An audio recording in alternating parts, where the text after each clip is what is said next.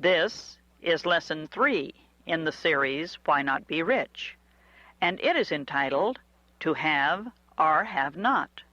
Join us now for our lesson and our powerful prospering declarations. I quickly release all mental limitations, negative emotions, and physical accumulations that keep my good from me. I activate the free flow of my good now. Good.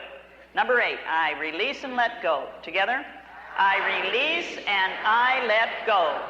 I am open to God's flow. I dare to prosper now. When? Now. Good. And we've added a few new ones for this week that we'll be speaking. We'll be speaking these now. Through the power of our spoken word, we begin to create our abundance. So we begin with I work miracles. Together? I work miracles as I speak words of increase and abundance. Wait a minute, I just noticed I left out an I there. Okay, so let's do that one again. I work miracles as I speak words of increase and abundance. Now number 13. My constructive, uplifting, fulfilling words prosper me now. And finally, I am prospering. Together? I am prospering now. My rich thoughts prosper me now. Again, I am prospering now. My rich thoughts prosper me now. Once more, I am prospering now. My rich thoughts prosper me now. When? Now. When? Now. When? Now. Good. Okay.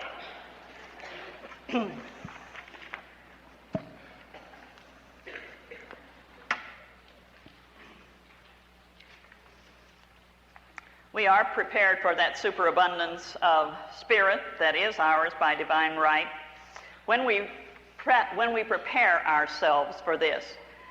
In our progress toward experiencing the prosperity and the prosperous life that is ours by divine right, we have been discovering that we have to begin to expect prosperity, that we have to begin to build a prosperity consciousness.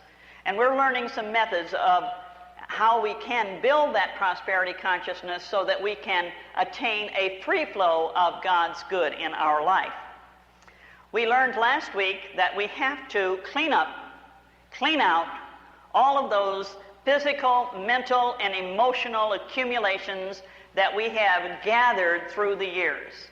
That we have to do not only an outer cleansing, that is cleaning out the drawers, cleaning out the closets, cleaning out the attic, which is much like our mind, and the basement, which is much like our subconscious, the garage, which represents that area of freedom of expression, that we need to clean those out, but we also need to get rid of those old emotional states of mind, which are really tied in very closely without all of that outer physical accumulation.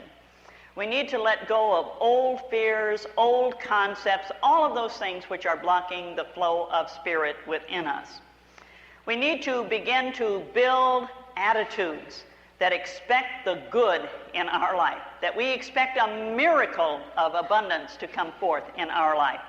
We're ready for it. We're ready now. We've done our cleansing. We are ready to expect a miracle of good in our lives. When my daughter was just a wee tot, she had an experience which I'm sure brought to her the superabundance which she didn't expect in her life. We had gone shopping one day, and when we returned from shopping, I had put most of the things away, but I had set a few of the things on the table. Now at that time, she was just barely tall enough so that she could just barely reach up over the edge of the table just to touch things that were up there. And I left the room, and when I came back, there she was, sitting on the floor. Now what she had managed to do Well, she had managed to reach up on that table and some way or another pulled off a Martha Washington cream pie. She had managed to get the box open, and she was sitting there on the floor stuffing pie, into her mouth just as fast as she could. And when she saw me, she looked up with those great big blue eyes of hers, and she said, "I'm God's perfect child."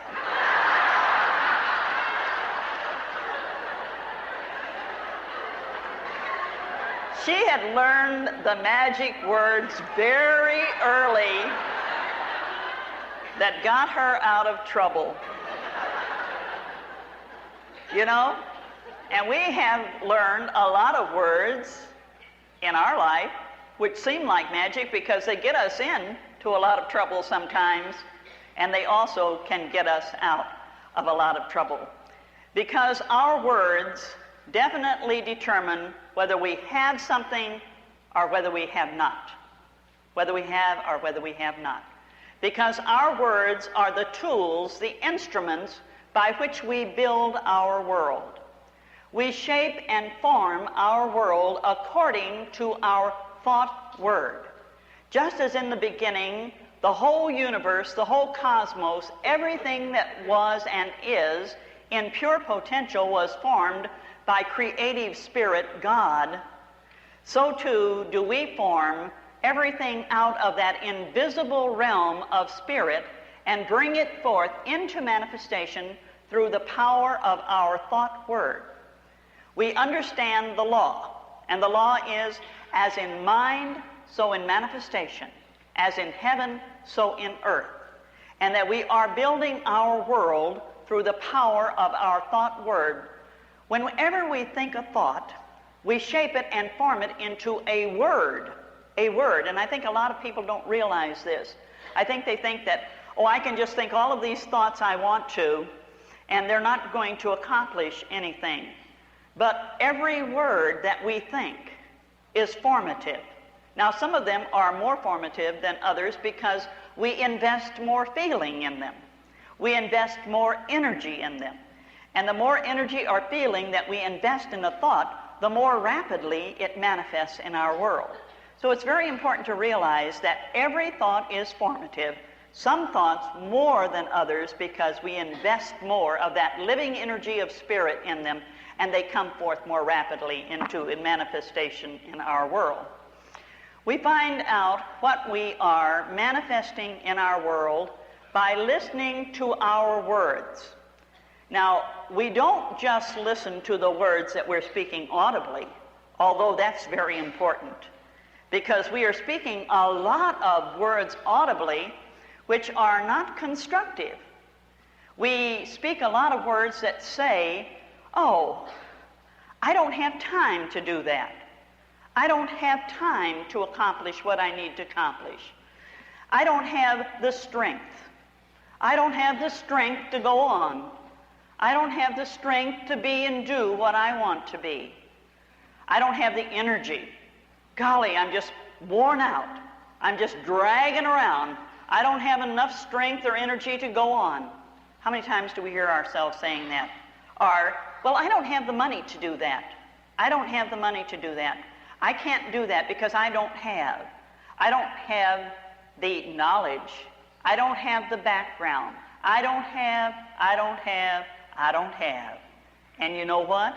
You don't have. The words that we speak are formative. Now, I'm not talking about being Pollyanna and saying that we have something when we don't have it. But what we have to begin to do is recognize that we do have abundance now. We do have abundance now. We do have a manifestation of good in our life now. But we can have more. We can have more. So we need to begin to form an attitude that says, I have this, but I am going to have more. Do you see the difference? Because we often center in and focalize in on the idea of the have-nots. The have-nots. We tend to center all of our energy on have-nots, and have-nots are nothing but empty holes into which you can keep pouring all of the thought energy of your mind, and it will never be filled because it's a bottomless pit. It's a bottomless pit. So what you really need to do is work with the idea of the abundance that you have now. 1 penny can be abundance. 1 penny can be abundance because it's good. If you look at that penny and see behind it the idea of in God we trust. In God we trust. So you begin right where you are with the idea of the abundance that you have, and you begin to speak words of having plenty of time to accomplish, to be, and to do everything I need to do, having all of the strength and the energy within me, the potential for experiencing and expressing wholeness of mind, wholeness of body, strength, energy to do and to be. Knowing that money, I think Ernest Wilson was one who said this a long time ago. He says, money is the easiest thing in the world to manifest.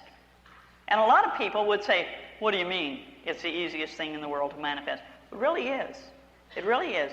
Because there is a superabundance of money in the universe. There is a superabundance of money in the universe, and we can manifest it by attuning our thought to it.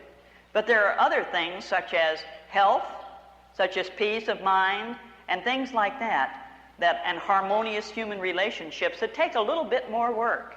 You can always manifest money, but some of these other things take a little bit more work because they have come forth out of an accumulation of thoughts and feelings which are manifesting in our world and which are pretty hard to give up, which are pretty hard for us to give up, pretty hard for us to eliminate and to let go.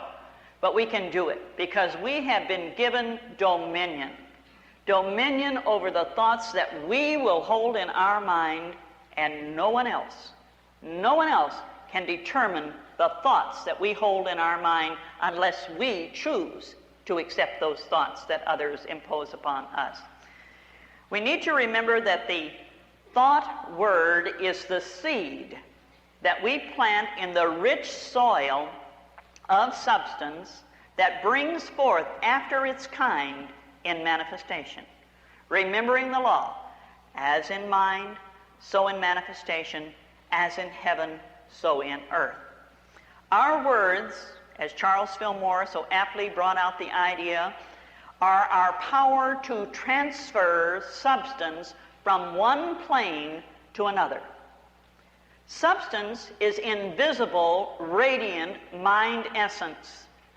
Invisible, radiant mind essence. It is that out of which everything that has come forth in the universe has come forth. We shape and form that substance according to our thought word. So we see it as a seed, and we see our ability to transfer this invisible mind essence, which is so rich, which is so abundant, which is so omnipresent, from one plane to another. And we're doing it all the time. We are doing it mostly on an unconscious level. We continue to shape and form that substance in limited or negative ways. We continue to shape that substance in ways in which are not productive to our good. And you think, well, that may be well and good for somebody who really knows, but how do I know that I have all of this substance? Well, you brought it with you. You brought it with you. You brought it with you because all substance exists in the Christ. And the Christ is individualized in each and every individual as the image likeness of God and as the reality. It is what you have been using and what you have been expressing all along according to your understanding use, according to the way you've been using it. So if you think about your children sometimes and you think about them and say, well, gee, I have to be the channel for their supply. Yes, you can be a channel for their supply, but you're not the only one, because those children brought with them their own substance, their own Christ. And they have the ability to bring forth through them when we let them understand that principle, the good that they need in their lives. Prosperity is spiritual. That was the way we opened this morning. Prosperity is spiritual, and spirituality prospers. Because the more spiritual we are, the more we are in tune with this radiant substance of spirit of the Christ, and the more we bring forth or radiate forth in our life. Not necessarily as an accumulation of things, but as an instant, constant, and abundant supply of everything to meet every need at the time we need it. It's always there when we need it. We can draw forth this infinite substance from within us. Just as spirituality prospers and prosperity is spiritual, so too is poverty a sin. This is what Charles Fillmore said. Poverty is a sin. Poverty means that we are falling short of the mark of perfection, that we are not using our God-given inheritance, that we are not shaping and forming this infinite radiant substance in beautiful, wonderful, prospering ways, that we are not using our divine inheritance from a loving Father. You know, we all need to become aware of prosperity and how we have been prospering, how we have been using our word to form our world. You know, if we take a look at the ways that we have been prospering, then perhaps we can find the way that we can increase our prosperity in the future. All of us have prospered in one way or another in many ways, but we often forget just how we have prospered in the past because we are so caught up in the need of now. We're so involved in whatever it is that's drawing our attention now that we forget that we have prospered in the past. I found myself in just such a position one time. I was talking to a dear friend of mine, and this friend was always talking prosperity, and I didn't talk prosperity very much. I was always very involved in what I was doing, and I didn't talk very much about prosperity until we sat down and we began to talk. And she began to tell me about some of the prosperity experiences that she had had in her life, and I began to talk to her. And I began to unfold some of the things that had happened in my life. And they were just kind of flowing out as one thing came to mind, another thing came to mind, and another, and on down the line. And she just sat there and she looked at me and she says, "Wow," she said, "you really ought to write a book or something on prosperity, because you really have developed a prosperity consciousness." Now, right at that moment, I had a need in my life. And I had become so involved with that need that I had forgotten about all the times in my life that I had prospered. But I began to think about that. Now, well, I have prospered in these ways, and the way that I find out how I have prospered is by taking a look at each of those ways that I have prospered, and then beginning to put them into operation in my life. Now, each of you have been given this morning an orange card, which I'm going to ask you to use later in your own private time to unfold the idea of demonstrations in your life. But I'm going to talk to you just for a few minutes about how I worked demonstrations, and then you can see exactly what it is that you have done in your life. Remember that things don't happen to you, they happen through you.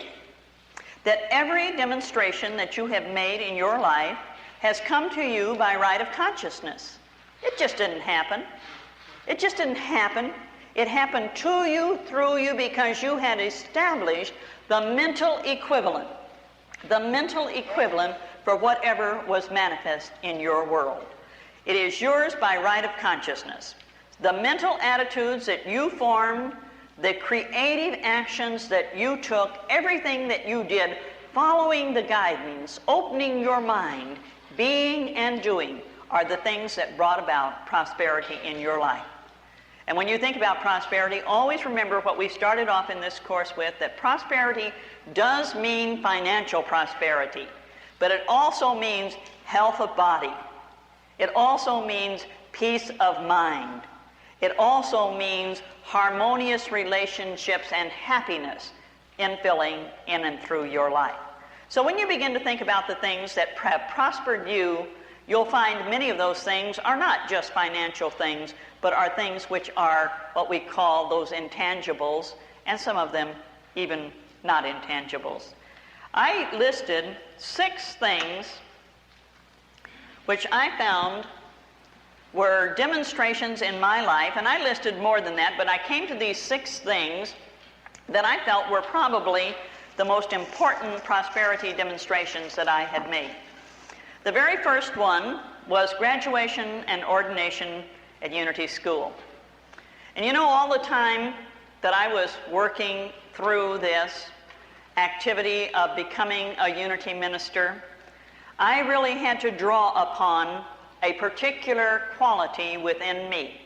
So I'd like for you to think about the qualities that enter into each of the experiences of your life.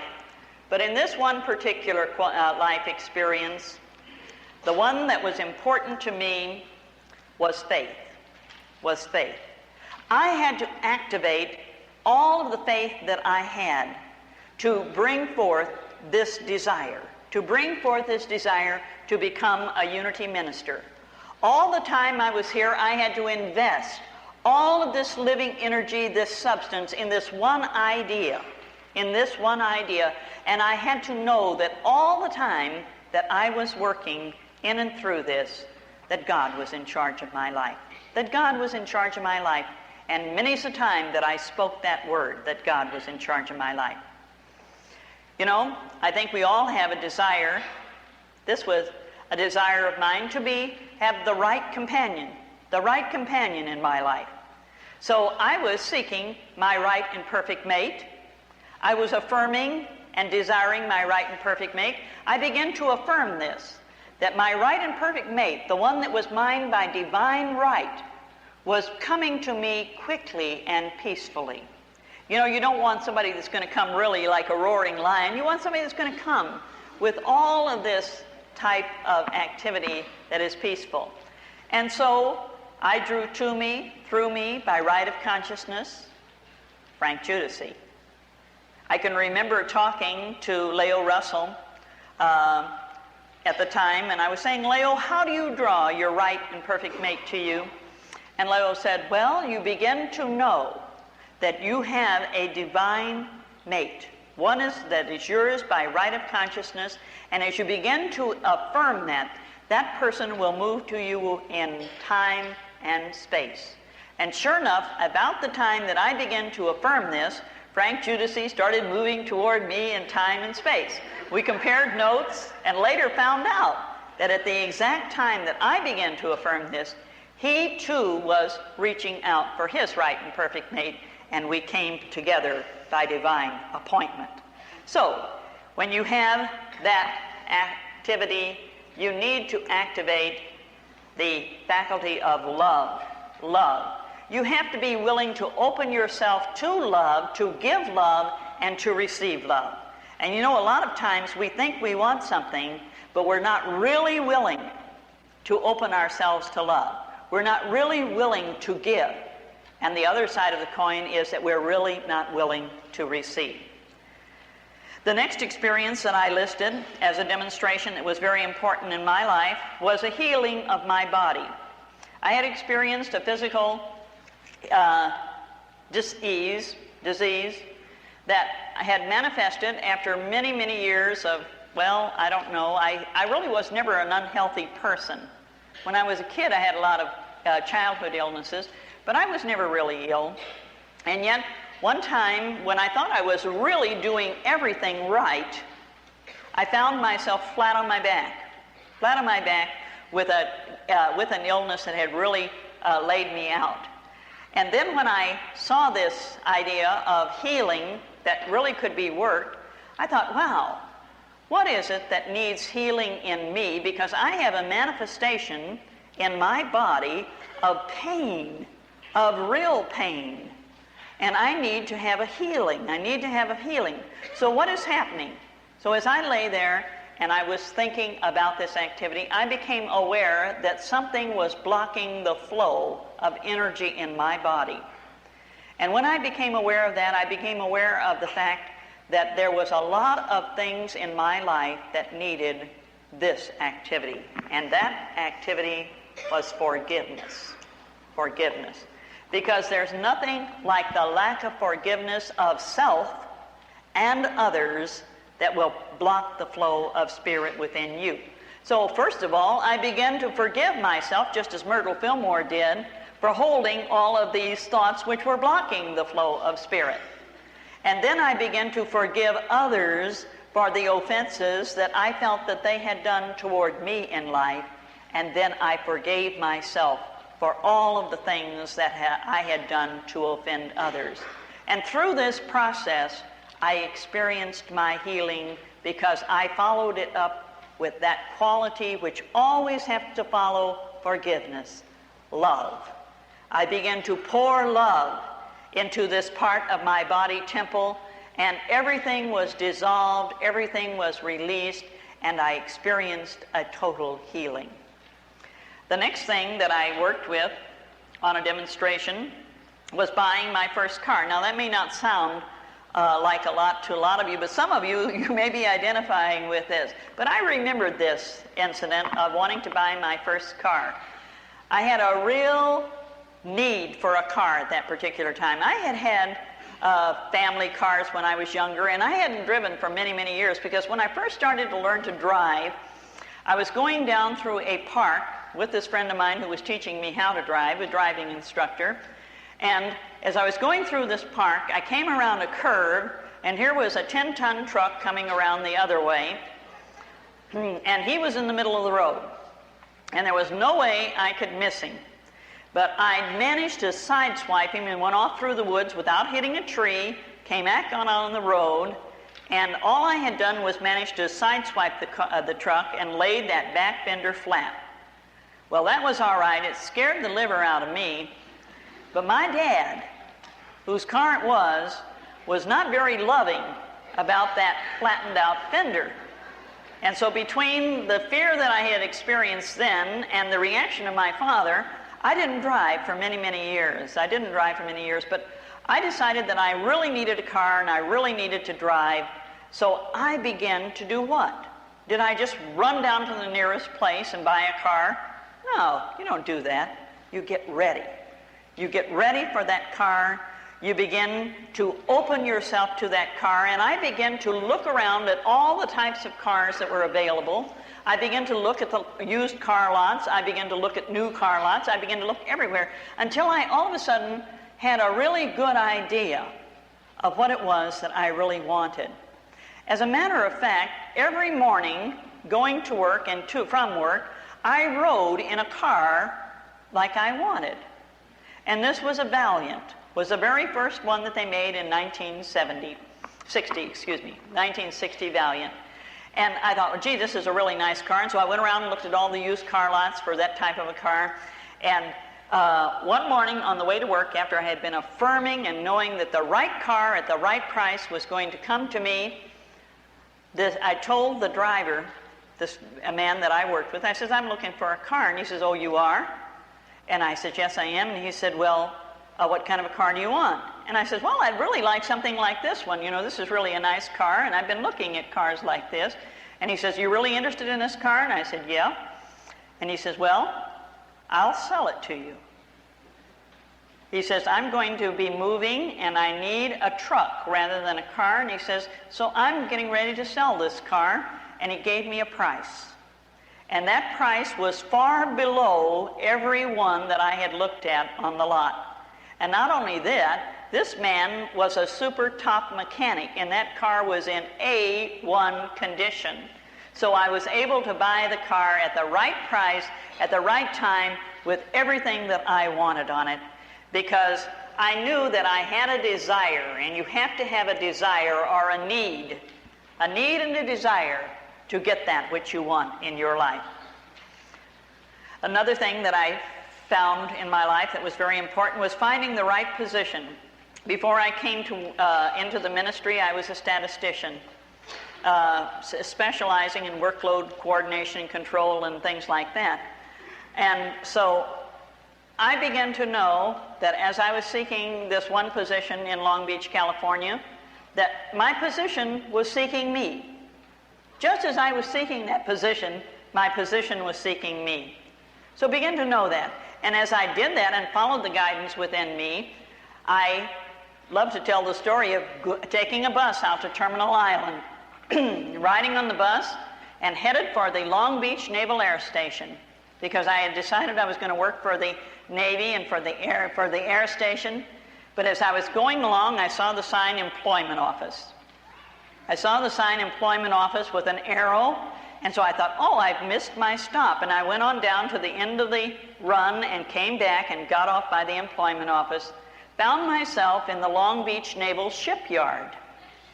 Wasn't the air station, but I decided since I was there, I would put my application in. And do you know that there were 3 positions for which I was uniquely qualified waiting? And I had my choice. I had my choice of one of the 3. Because I knew that in finding this position that I was totally prepared. I was totally prepared. I had gotten my mind, my abilities, everything together so that when I was seeking that position was really seeking me. As I followed my guidance led me to the right place. You know, we all like to win something. One time, I won some giftware. Now, I know all of us have liked to win things like that, and I've won quite a few things in my life. I've always been very, quote, lucky, because I have always established a consciousness for this.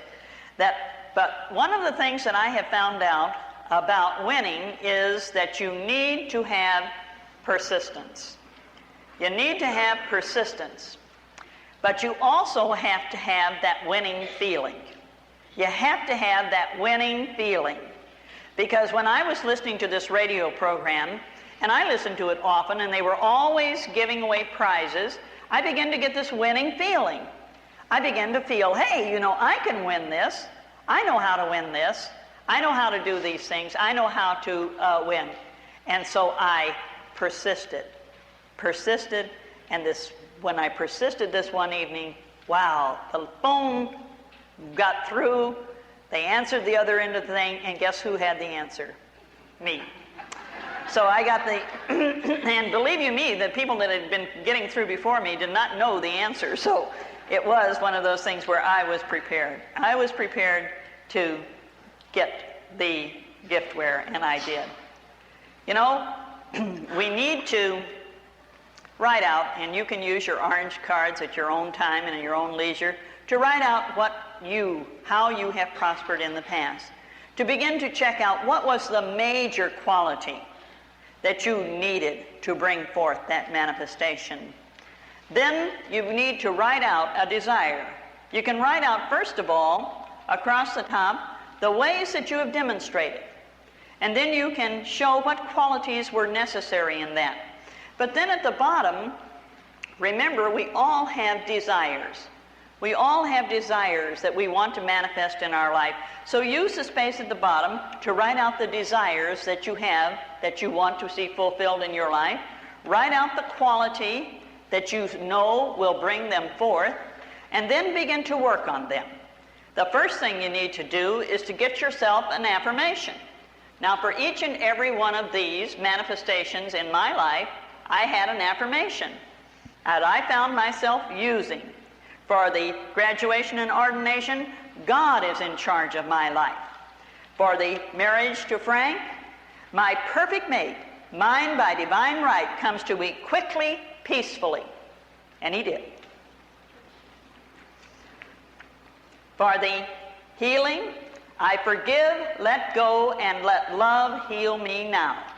For my transportation, my perfect transportation at the right price. My perfect transportation at the right price. Then for that position, my right position seeks me as I seek it. My right position seeks me as I seek it. And then for winning, I have that winning feeling. I can win. I have that winning feeling, I can win. These are the types of affirmative thoughts that we need to build into our consciousness. We need to write out what we want. We need to write out what we want and not what we think we ought to have. That's very important. We need to dare to want the highest and the best in our life. We need to be definite about what we want. We don't want to be influenced by others, because if we're not definite, then others will influence what we want in our life. So we need to know what we want and to be definite about them. We need to keep our desires secret. We need to keep them secret, because if we do not, then others will pour cold water on them. We need to desire good. We need to desire good and to be open and receptive to the good that God has prepared for us. Because as we keep it secret, then our Father who heareth in secret shall reward us openly with the good that we desire in our life. Remember, we have or have not according to our thought word. So we need to choose our words carefully. We need to choose those positive, uplifting, fulfilling words that will bring our good to us. We need to water those seed words with thanks, with blessing. Bless them. Give thanks for them. We need to see them multiplying through our words of praise, through our words of appreciation. Begin to appreciate the good that you have, and begin to appreciate the good that is forthcoming in your life. Then when you do that, you will know the truth, that the superabundance of Spirit is mine in mind and manifestation now. The superabundance of Spirit is mine in mind and manifestation now. Together, the superabundance of Spirit is mine in mind and manifestation now. Again, the superabundance of Spirit is mine in mind and manifestation now. Once more, the superabundance of Spirit is mine in mind and manifestation now. When? Now. When? Now. When? Now. Okay, good.